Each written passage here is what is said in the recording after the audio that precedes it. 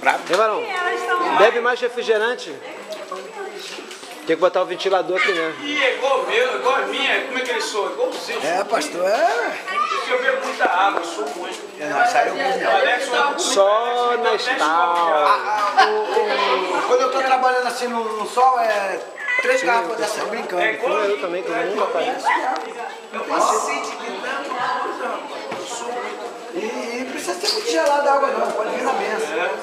Fresquinho e vai embora. Porque por um lado é até bom. Consagração do macarrão. Vai mudar o nome. Isso, bota lá no Face. Bota no Facebook lá. Macarrão.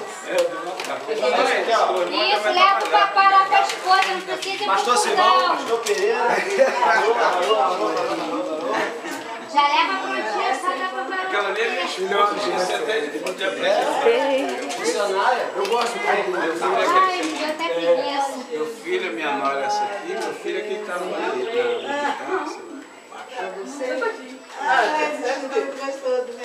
Teve um grupo aí, rapaz, mas na última hora não vieram, a Vida Costa. Isso. Já vi o Jair da Passagem também ali. Cara, a Passagem aí da vida do sábado. Irmão, copo de Simão. Lá na rua, tá na Ventinho. Tá indo aí.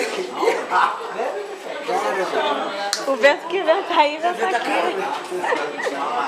Aí vou chegar em casa, eu vou esperar. É. Leva um pouco de macarrão pra ela. É isso, é. Pra coisar, né? Pra andar. E as crianças na rua, e mais medo ainda. Não, isso é.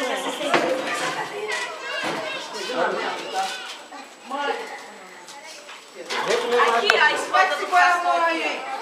Vem comer, Patrícia. É essa aí que é a esposinha. A esposa do pastor presidente. Da outra vez ela não estava aí não, né? Não. Eu não vi ela, não vendo hoje aqui. Só vai Ela veio e vai sair rápido. Ah, tá. Vamos voltar. Tá. Depois desse macarrão fica difícil passar aqui. Ó, já